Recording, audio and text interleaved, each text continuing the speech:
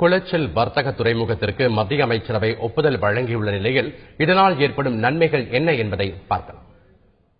வேறு நாட்டில் இருந்து வெளிநாடுகளுக்கு நாம் ஏற்றுமதி செய்யும் சரக்குகளை குளச்சல் துறைமுகம் மூலம் நம் நாட்டில் இருந்தே நேரடியாக ஏற்றுமதி செய்ய முடியும். தற்போது வரை இலங்கை, சிங்கப்பூர் உள்ளிட்ட நாடுகளுக்கு சரக்குகளை அனுப்பி அங்கிருந்து மற்ற நாடுகளுக்கு அனுப்பும் பணி நடைபெறுகிறது.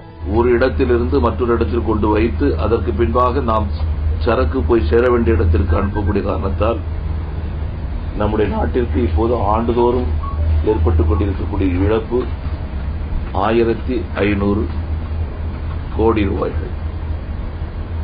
இந்த இழப்பு சரக்கு போக்குவரத்தினுடைய கட்டணமாக மட்டுமல்லாமல் காலதாமதம் போன்ற பல்வேறு விஷயங்களை சார்ந்திருந்து கொண்டிருக்கிறது. சர்வதேச கப்பல் போக்குவரத்து பகுதிக்கு மிக அருகாமையில் குளச்சல் அமைந்துள்ளது. அது மட்டுமின்றி இங்கு கடல் 20 மீட்டர் ஆழம் கொண்டு உள்ளது. மிகப்பெரிய கப்பல்கள் வந்து செல்ல 18 மீட்டர் ஆழம் இருந்தால் போதுமானது என்ற நிலையில் வெளிநாடுகளுக்கு குளச்சலில் இருந்தே ஏற்றுமதி செய்ய முடியும். 2030 எட்டும் போது ஏறக்குறைய 25 மில்லியன் சரக்கு பெட்டகங்களை அனுப்பக்கூடிய வசதி உடைத்ததாக அது அமைய முடியும். ஆகையினால் அந்த எல்லா வசதிகளும் இருக்குது. அதோடு கூட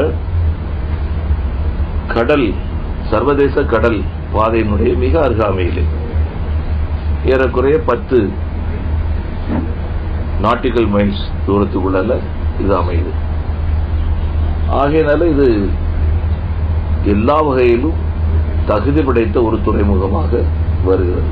குளச்சல் மூலம் மற்ற நாடுகளுக்கு ஏற்றுமதி செய்வதன் மூலம் போக்குவரத்து செலவு குறையும், சரக்குகளை ஏற்றுமதி செய்வதில் ஏற்படும் காலதாமதம் குறையும். இது உற்பத்தி திறனில் எதிரொலிக்கும், கன்னியாகுமரி மாவட்ட வளர்ச்சிக்கு பெரிதும் உறுதுணையாக இருக்கும் என எதிர்பார்க்கப்படுகிறது.